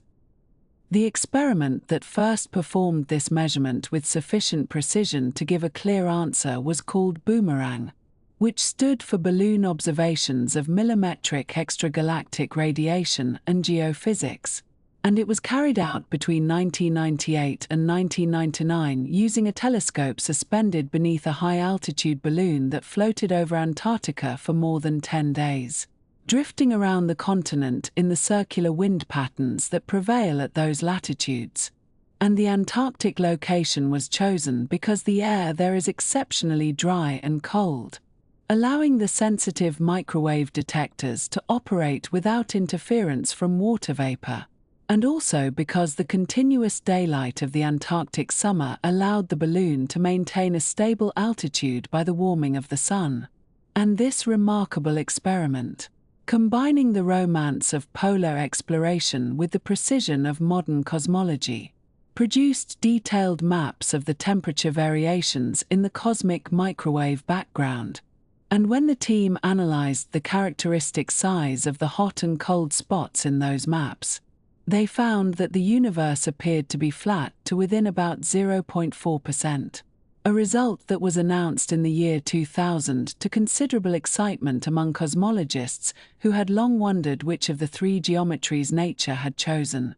This finding has since been confirmed and refined by increasingly sophisticated instruments, most notably the Planck satellite, which was launched by the European Space Agency in 2009 and operated until 2013, mapping the cosmic microwave background with unprecedented precision across the entire sky. And in 2018, the Planck collaboration released their final analysis, which found that the curvature of the universe is consistent with perfect flatness to within a fraction of a percent, constraining the density parameter to be so close to 1 that any curvature, if it exists at all, must be extremely subtle, with the universe either being truly flat or having a radius of curvature so enormous that the observable universe represents only a tiny patch of a much larger curved space, too small a patch for us to detect the curvature with current instruments. Rather like how the surface of the Earth appears flat to someone standing in a field because the curvature only becomes apparent over much larger distances. But here we must introduce a complication that makes the question of cosmic geometry rather more interesting and subtle than it might first appear. Because even if the universe is perfectly flat in the sense that its geometry obeys Euclidean rules, this does not necessarily mean that it is infinite. For a flat universe could still be finite if it has what mathematicians call a non-trivial topology, which is a way of saying that space might be connected to itself in unusual ways, wrapping around like a video game screen where objects that exit on one side reappear on the other. And the simplest example of such a topology is called a three-torus, which is the three-dimensional analog of the two-dimensional torus that we know as the surface of a donut. And in a universe with this topology, space would be flat everywhere, with triangles summing to 180 degrees and parallel lines remaining parallel. And yet if you traveled far enough in any direction, you would eventually return to your starting point from the opposite direction, having traversed the entire finite volume of existence without ever encountering an edge or a boundary or any indication that you were going around rather than going straight, because locally the geometry would be indistinguishable from ordinary infinite flat space. This possibility has motivated cosmologists to search for observational signatures of cosmic topology in the pattern of the cosmic microwave background radiation. And one particularly elegant approach was proposed in 1998 by Neil Cornish, David Spergel, and Glenn Starkman, who realized that if the universe has a finite topology, then the cosmic microwave background should contain pairs of circles with identical temperature patterns, because the same physical structures in the early universe would be visible in multiple directions in the sky, their light having wrapped around the finite space to reach us from different angles. And these matched circles, if they exist, would appear at specific locations and orientations that depend on the exact shape and size of the cosmic topology. And astronomers have searched for such circles in the sky using data from the Wilkinson Microwave Anisotropy Probe and the Planck satellite.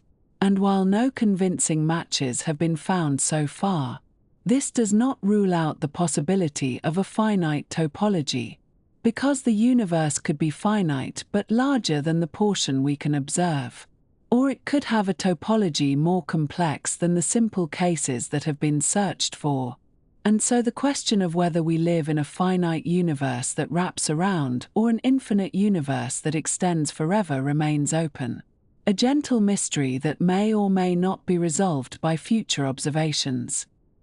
What all of this means for our discussion of edges is really quite straightforward when considered carefully, for in each of the possible geometries, the universe has no edge in the conventional sense, no wall or boundary or precipice where space stops and something else begins.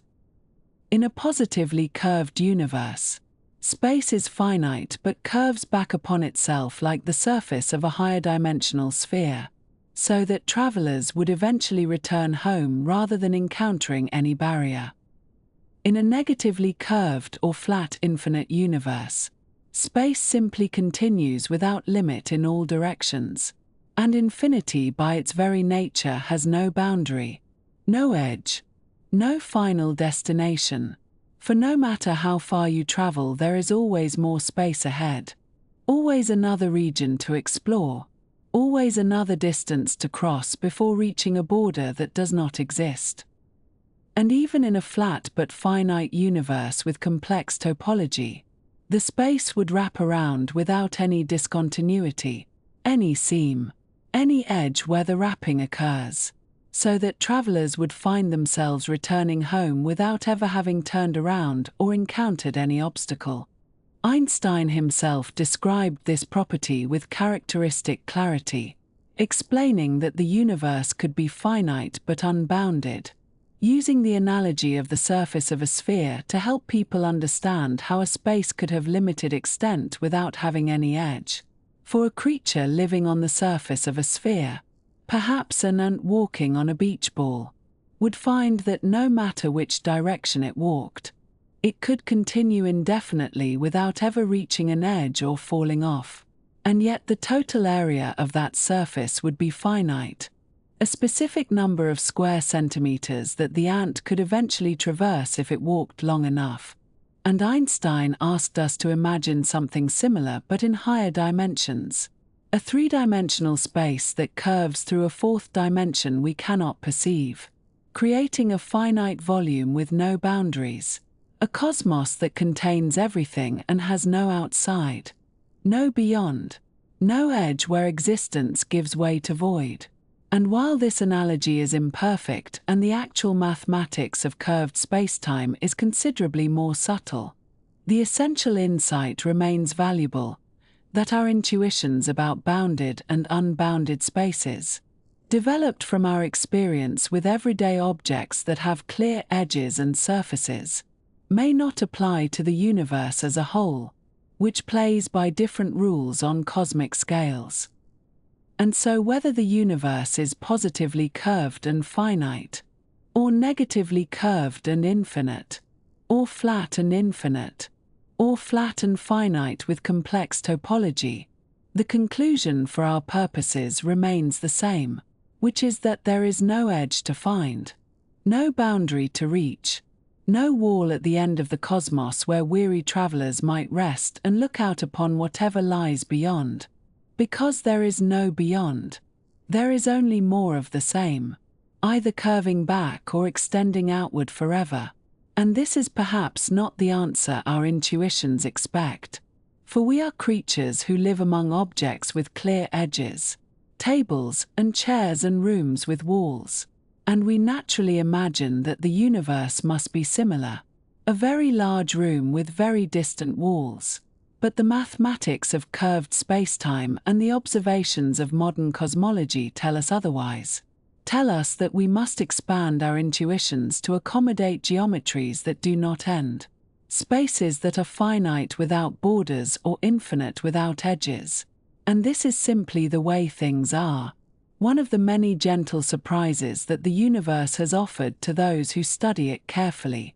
And we can let this knowledge settle into our understanding like stones sinking slowly through still water, coming to rest at the bottom of our awareness as a fact about existence that we accept even if we cannot fully picture it. The shape of everything turning out to be edgeless in ways that our everyday experience could never have prepared us for. And that is all right,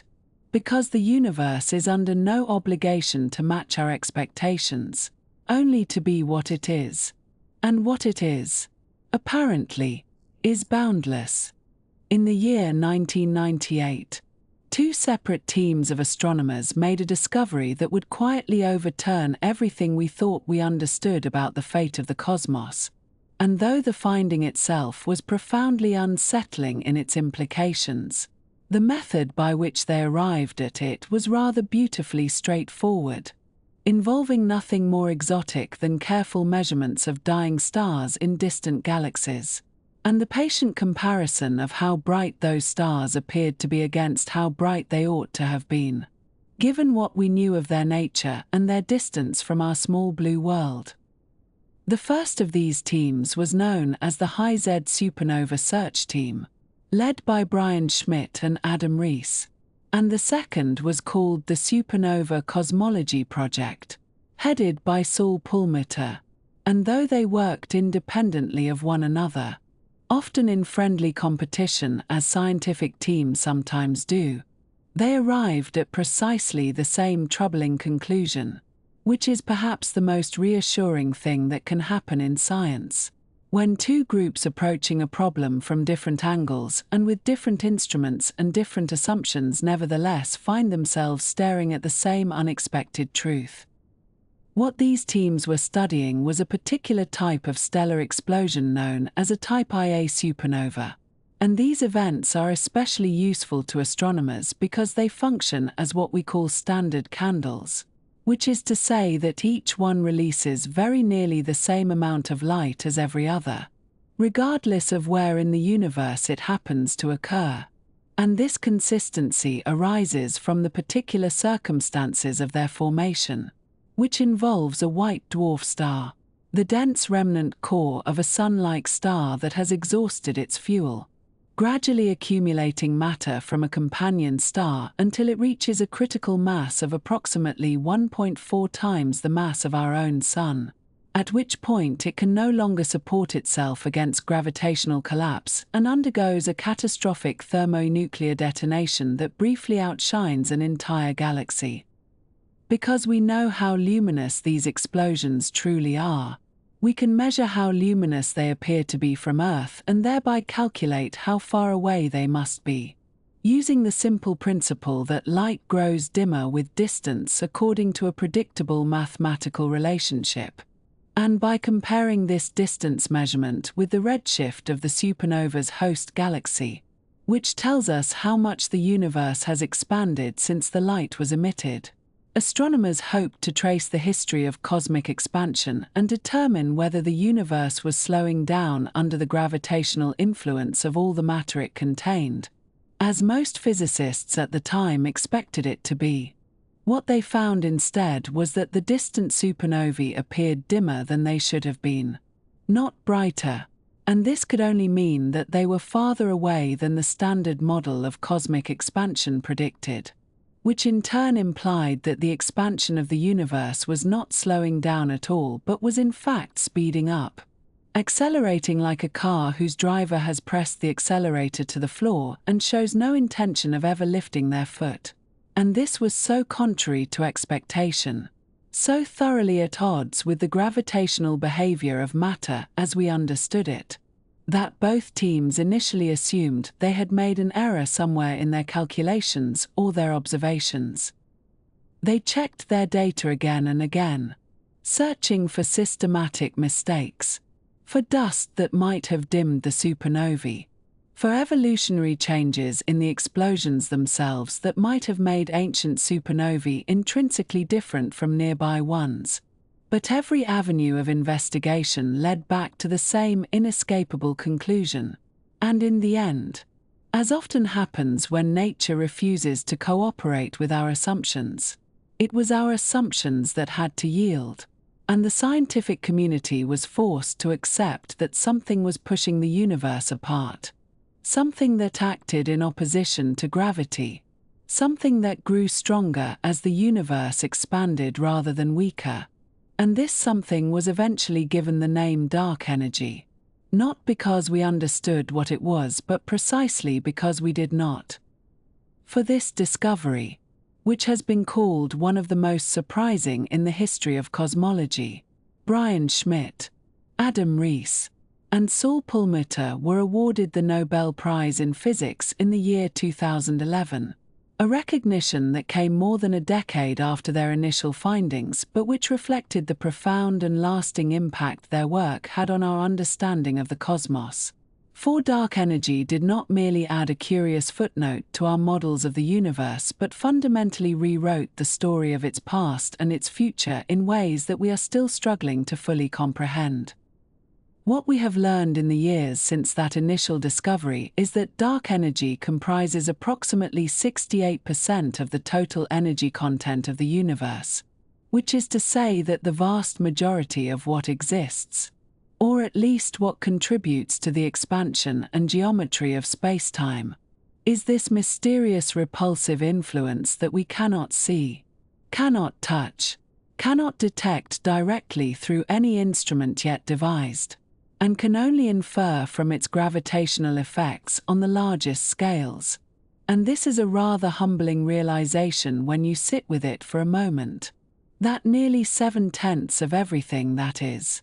something we do not understand.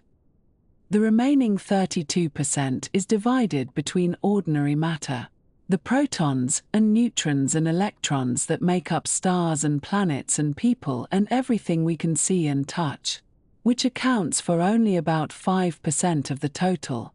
and dark matter, a separate mysterious substance that exerts gravitational attraction but does not interact with light, which makes up roughly 27%. And so when you look up at the night sky and see the countless stars scattered across the darkness, you are seeing only a small fraction of what is actually there. A thin luminous frosting on a cake whose interior is composed of ingredients we have not yet learned to taste. The existence of dark energy has a consequence that is perhaps even more unsettling than the acceleration itself, and this is the formation of what cosmologists call the cosmic event horizon, which is not a physical barrier that you could touch or see but rather a boundary in space beyond which light emitted today will never reach us. No matter how long we wait, no matter how patient we are, because the space between us and those distant regions is expanding faster than light can traverse it. This is different from the observable universe, which is limited by how far light has been able to travel since the beginning of time. Because the cosmic event horizon is not about the past but about the future. And what it tells us is that there are galaxies out there, real collections of hundreds of billions of stars, that are right now moving away from us so quickly that any signal they send, any photon they emit, will be caught up in the expanding space between us and stretched and diluted and redshifted until it fades to nothing. And those galaxies will simply vanish from our view, not because they have ceased to exist, but because the universe itself has drawn an impenetrable curtain between us and them. As the acceleration continues, this curtain will draw ever closer, encompassing more and more of what we can currently see. And galaxies that are visible today will one day cross that threshold and be lost to us forever, their light stretched to wavelengths longer than any instrument could detect, their presence erased from our cosmic neighborhood as thoroughly as if they had never been. And this process is not sudden but gradual, a slow fade rather than a sharp cut, but it is also inexorable, and there is nothing we could do to prevent it even if we wish to. If we calculate forward in time, using our best current understanding of how dark energy behaves and how the expansion will proceed, we find that in roughly 100 billion years, which is admittedly a span so vast that it resists any meaningful comprehension but which we can at least write down and acknowledge, observers in what will by then be the merged remnant of the Milky Way and the Andromeda Galaxy, a combined structure that astronomers have already given the somewhat whimsical name Milkdromeda, will look out at the sky and see nothing but their own local group of galaxies, a small cluster of perhaps 50 or so gravitationally bound systems, and beyond that there will be only darkness,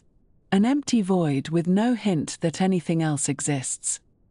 All the other galaxies, the billions upon billions of them that populate our current observable universe, will have receded beyond the cosmic event horizon, their light redshifted into invisibility, and any astronomers living in that distant era, unless they have access to historical records from our time, will have no reason to suspect that the universe was ever any different, that there were once countless other islands of stars scattered across an inconceivably vast expanse, and they might naturally conclude that their local group was all there was, a lonely archipelago floating in an infinite sea of nothing.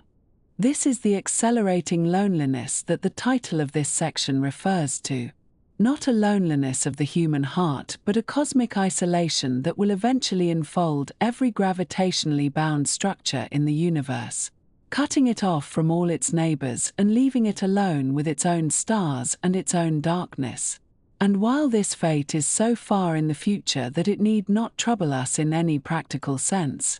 there is something melancholy about it nonetheless, a recognition that the universe is not only expanding but fragmenting, not only growing but forgetting. In the year 2004, a team of physicists led by Robert Caldwell explored an even more dramatic possibility, a scenario in which dark energy does not remain constant over time but actually increases in strength. And they gave this hypothesis the evocative name the Big Rip, because if dark energy were to behave in this way, its accelerating influence would eventually grow strong enough to overcome not just the expansion between galaxies but the gravitational binding within them, and then the electromagnetic forces that hold molecules together, and ultimately the nuclear forces that hold atoms themselves intact. In this scenario, which remains speculative and is not supported by current observations but which cannot be ruled out entirely, the universe would not merely fade into isolated pockets of darkness but would be torn apart at every level of structure. First galaxies ripping away from galaxy clusters, then stars scattering from galaxies, then planets being flung from their orbits around stars, then the planets themselves disintegrating, and finally atoms being shredded into their constituent particles in a last violent moment before space-time itself becomes meaningless. And while this is admittedly a rather dramatic ending compared to the gentler scenario of gradual isolation, it is worth mentioning if only to illustrate the range of possibilities that dark energy introduces into our cosmological models. There is also a curious puzzle associated with dark energy that physicists call the cosmological constant coincidence problem. And it goes something like this. If dark energy has a constant density throughout space and time, as the simplest models suggest, and if matter density decreases as the universe expands, because the same amount of matter is spread over an ever-increasing volume, then there is only a brief window in cosmic history when the density of dark energy and the density of matter are roughly comparable. And that window, remarkably, is right now, or at least within the past few billion years, which is exactly when intelligent observers like ourselves have emerged to notice it. This seems like an extraordinary coincidence, because for most of the universe's history, either matter dominated overwhelmingly, as it did in the early eras when galaxies and stars were forming, or dark energy will dominate overwhelmingly, as it will in the distant future when matter has been diluted to insignificance. And the fact that we happen to exist during the narrow transitional period when the two are roughly balanced has struck many physicists as suspicious, as though we are living in a cosmologically special time, which is generally considered an uncomfortable position for a scientist to be in. Various explanations have been proposed for this coincidence, some involving the anthropic principle, which suggests that observers can only exist during certain epochs and so we should not be surprised to find ourselves in one of them, and others involving more exotic physics such as quintessence, a hypothetical form of dark energy that changes over time in ways that might naturally produce this balance. But none of these explanations has yet proven wholly satisfactory, and the coincidence remains one of the open questions in cosmology, a gentle reminder that our understanding of dark energy is still in its infancy despite the decades that have passed since its discovery. And so we are left with a picture of the universe that is at once grander and lonelier than we might have imagined. A cosmos that began in unimaginable density and heat, expanded and cooled to produce stars and galaxies and planets, and eventually beings capable of wondering about their origins, and is now accelerating toward a future in which those galaxies will drift beyond each other's reach, leaving each one isolated in its own pocket of fading light, surrounded by an ever-growing darkness from which no news will ever come. And while this may sound rather bleak when stated plainly, there is also a strange comfort in knowing that the process is so gradual, so impossibly slow by human standards, that countless generations of stars will live and die before the loneliness truly sets in. And for now, at least, we can still look up and see the light of distant galaxies, can still receive their ancient messages, can still know that we are part of something vast and interconnected, even if that connection will not last forever. And so we return, as promised, to the question that has carried us through this long and winding journey across the fabric of space and time. The question of the edge, the boundary, the place where everything might finally stop. We have traveled, in our minds at least, across vast distances, through expanding voids and receding horizons, and now we arrive at the answer that has been waiting for us all along, patient and unhurried, like the cosmos itself. There is no edge to reach. The universe, as far as we can determine with our telescopes and our mathematics and our slow accumulation of careful observations, has no boundary in the way that a room has walls or a page has margins. You could travel forever, in any direction you chose, at any speed the laws of physics might permit, and you would never arrive at a place where the universe simply ends, where you might press your hand against some final barrier and know that you had reached the limit of all that exists. This is not because we have not looked hard enough, or because our instruments are not yet powerful enough to detect the distant walls. It is because the very structure of the universe, the geometry of space-time itself, does not permit such boundaries in the way our everyday experience might suggest. The universe is not a box that someone has placed us inside. It is not a snow globe with curved glass at the edges. It is something far stranger and, in a quiet way, far more beautiful. It may be infinite, stretching outward in every direction without end, or it may be finite but unbounded, curved back upon itself in higher dimensions like the surface of a sphere that has no edge and yet is not infinite. Either way, there is no wall to bump against, no fence to climb, no point at which you would ever have to stop and turn around because the universe had simply run out of space. Even if you could travel at the speed of light, that cosmic speed limit that nothing with mass can actually achieve, even if you could somehow become a photon yourself and streak across the void at 300,000 kilometers every second, you would still never catch up with the most distant parts of the universe. The expansion of space would carry those distant regions away from you faster than you could ever approach them. It would be rather like running on a treadmill that stretches endlessly beneath your feet, the horizon always receding, the destination always just beyond the next step and the next and the next. This is not a failure of effort or technology or will. It is simply the nature of the universe we inhabit, a cosmos that grows faster than light can travel across it, creating a horizon that will forever remain beyond our reach.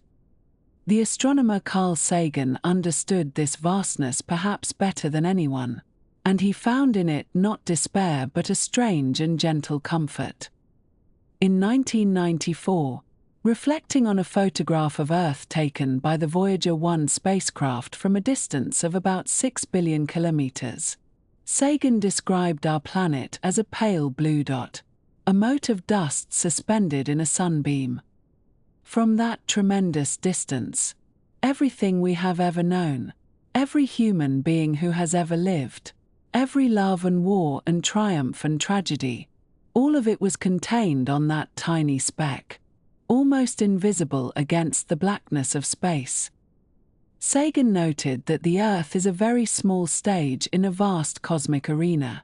and he suggested that our posturing and our imagined self-importance, the delusion that we hold some privileged position in the universe, are challenged by this point of pale light. Yet he did not find this diminishing. Instead, he found in our smallness a reason for greater kindness, a call to treat one another with more care, to preserve and cherish this pale blue, the only home we have ever known. The writer Douglas Adams, in his comic science fiction novels, imagined a device called the Total Perspective Vortex, which was said to be the most terrible torture device ever invented. When connected to this machine, a person would be shown, for just one instant, the entire unimaginable vastness of the universe and their own true position within it, a tiny dot on a tiny dot, infinitely small against infinite space.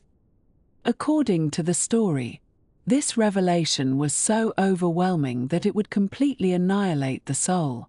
leaving nothing but a broken husk behind.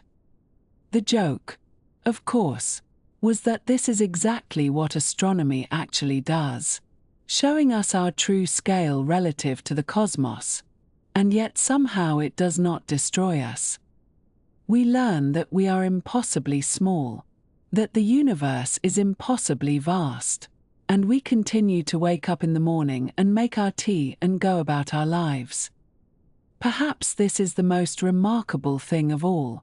that we can hold this knowledge and not be crushed by it, that we can face the infinite and still find meaning in our small and temporary existence. We owe much of our understanding of cosmic distances to a woman named Henrietta Leavitt, who worked at the Harvard College Observatory in the early 20th century. In 1912, Leavitt published her discovery of the period luminosity relationship in Cepheid variable stars, a finding that would transform astronomy forever. These stars pulse in brightness at regular intervals, and Leavitt showed that the period of their pulsation, the time it takes for them to brighten and dim again, is directly related to their intrinsic luminosity, how much light they actually produce. This meant that by observing how bright a Cepheid appeared to us and how long its pulsation cycle lasted, astronomers could calculate how far away it must be. For the first time, we had a reliable yardstick that could reach beyond our own galaxy, allowing us to measure the distances to other galaxies and ultimately to map the large-scale structure of the cosmos. Leavitt worked for only 25 cents an hour, cataloguing photographic plates in a cramped office, and she received little recognition during her lifetime. Yet her careful, patient work made possible nearly everything we now know about the size and age of the universe. The next time you cannot sleep, you might think of her, bent over those glass plates in the dim light, counting the rhythms of distant stars, unknowingly giving us the universe. Astronauts who have traveled beyond the atmosphere of Earth often describe a profound shift in their perception, a change that has come to be known as the overview effect. Edgar Mitchell, who walked on the Moon during the Apollo 14 mission in 1971, experienced this shift with particular intensity. Looking back at Earth from the lunar surface, he saw our planet hanging in the blackness of space, fragile and luminous, with no visible borders between nations, no evidence of the conflicts and divisions that consume so much of human life. Mitchell described a sudden and overwhelming sense of interconnectedness, a deep knowing that everything is somehow related, that the molecules of his body and the molecules of the spacecraft and the molecules of his companions had all been manufactured in some ancient generation of stars. This was not a metaphor or a poetic flourish. It was a scientific fact that struck him, in that moment, with the force of revelation. He returned to Earth a changed man, spending the rest of his life exploring the nature of consciousness and our connection to the cosmos. This brings us to perhaps the most astonishing truth of all, one that Carl Sagan expressed with characteristic eloquence. We are made of star stuff. The atoms that comprise your body, the carbon in your cells and the calcium in your bones and the iron in your blood, were not present at the beginning of the universe. They were forged in the nuclear furnaces of ancient stars, created through the slow fusion of lighter elements over millions and billions of years. When those stars exhausted their fuel and exploded as supernovae, they scattered these heavy elements across the void, seeding the gas clouds from which new stars and planets would eventually form. The Earth coalesced from such a cloud about 4.5 billion years ago, and everything that lives and grows upon it is made from that primordial stardust. You are quite literally the universe contemplating itself. The cosmos has arranged some of its matter into a form that can look back and wonder at its own existence. Through your eyes, through your thoughts, the universe is able to know itself, if only partially, if only for a little while. In July of 2022, the James Webb Space Telescope released its first deep field image, a photograph of a patch of sky no larger than a grain of sand held at arm's length. In that tiny portion of the heavens, the telescope captured thousands of galaxies, great spiraling clouds of billions of stars, each one a universe unto itself. Some of these galaxies are so distant that their light has been traveling toward us for over 13 billion years. The photons that struck the telescope's detectors left those ancient stars when the universe was still very young, just a few 100 million years after the Big Bang. They have been crossing the void ever since, while stars formed and died and formed again, while planets accreted from dust, while life emerged on at least one small world and grew complex enough to build telescopes and peer back at its own origins. And now, as you lie in the darkness with your eyes closed, drifting toward sleep, those ancient photons continue to rain down silently upon the Earth, messages from a time almost too remote to comprehend, arriving as we rest. There is something profoundly peaceful in this, if you allow yourself to feel it. We float in an infinite cosmos, or at least one so vast that it might as well be infinite, and there are no walls, no edges, no boundaries to constrain it. The universe simply goes on, in every direction, extending beyond the limits of light and distance and time, always receding, always expanding, always becoming something new. We are small, yes, impossibly small, brief flickering candles in an endless night. But we are also the universe becoming aware of itself, stardust that has learned to wonder, matter that has organized itself into consciousness and curiosity and love. The same forces that drive the expansion of space, the same physics that governs the cause of stars,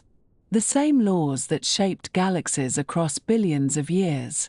all of it is present in you, in the atoms of your body and the synapses of your brain and the gentle rhythm of your breath as you settle deeper into sleep.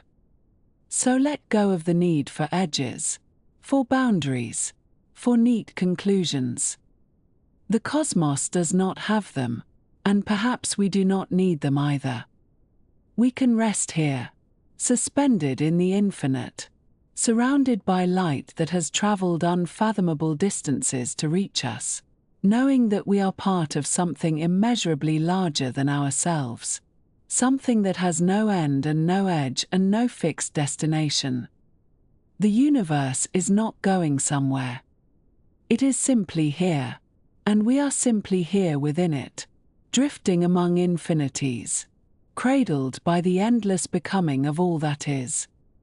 The ancient light falls quietly upon the sleeping Earth, and the stars continue their slow nuclear burn, and the galaxies continue their patient recession into the dark, and we continue to be exactly what we have always been, the cosmos dreaming itself awake and then, gently, dreaming itself back to sleep again.